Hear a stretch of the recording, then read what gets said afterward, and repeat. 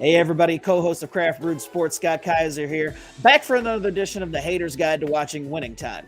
Now, I missed last week, so I'm going to do episodes 2 and 3 in this week's review. But before we get any further, go ahead and click that subscribe button, ring the bell, and let's get to it. We picked things up with episode 2. This one featured a lot of who I think it's safe to say is my favorite character not named Jerry Buss on the show. That's Jerry West. Often portrayed as bitter, angry, slightly aloof, and very tough to be around, West could vie for biggest hater through 3 episodes so far. He hates his job, his team, his life, and even himself, it would seem, as most of those around him either actively avoid him or do their best to keep him from exploding. What I enjoy most about this show is that, if you stop and think about it, it's absolutely stacked with some of the biggest haters of all time. The NBA owners, when Buss meets them for the first time at an owners meeting, haters. Magic Johnson's mother, an OG hater. Her Bible-thumping, self-righteous ways make Magic squirm, and she gives off this perception that she hates everything about basketball, but behind closed doors, she brags to anybody who will listen. Speaking of moms, Sally Field is here as Jerry Buss's mom, and guess what? Yep, another big-ass hater. She doesn't approve of his buying the team, and she isn't afraid to let him know about it.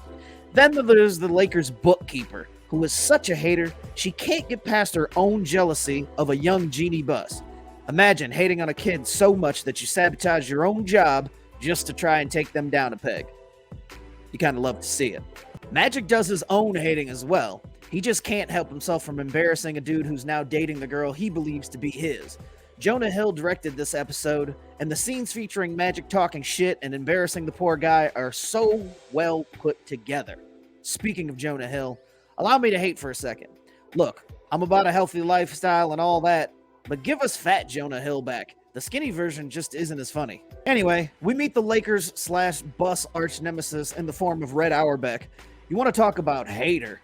I won't spoil the details, but he's the type of hater I can not only root for, but I want to see more of. He's just so damn diabolical with it. Which transitions us to episode 3, where, you guessed it, the parade of hate continues. Adrian Brody as Pat Riley here was an interesting choice when I heard it announced, but if Riley was ever as much of a sad sack as Brody portrays him to be, he nailed it. And there's no shortage of people hating on Riley either. Security guards, legendary Lakers announcer Chick Heron, and of course, his wife. Nothing cuts deeper than your own wife telling you she used to be married to a professional ball player, but now you're just a loser. The Las Vegas Mafia rounds out the list of haters in these 2 episodes. And again, I don't want to spoil exactly why they're haters, but you know you never fuck around with the Mafia's money, or you can best believe that they're going to hate on you with their own brand of justice. Overall, these 2 episodes continued the greatness of the premiere. While not as gripping, I was nonetheless left thinking, damn, how can this show get any better? I'd fuck both of these episodes harder than West fucks his own career over. One last thing, this show loves to name drop and show younger versions of famous people who have little to do with the story, but never fail to make you chuckle when you see them. Keep an eye out for one in each of these episodes, and let me know in the comments below if you know which 2 in particular I'm referring to.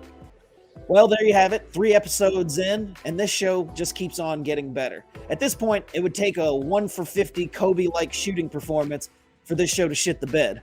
But if you enjoyed this week's episode and like to see more, make sure you hit that subscribe button, ring that bell so you know when it goes live, and don't forget, tune in every Wednesday night, 8 o'clock Eastern, for a brand new edition of Craft Brewed Sports. We'll see you out there. Peace, everyone. I'm out.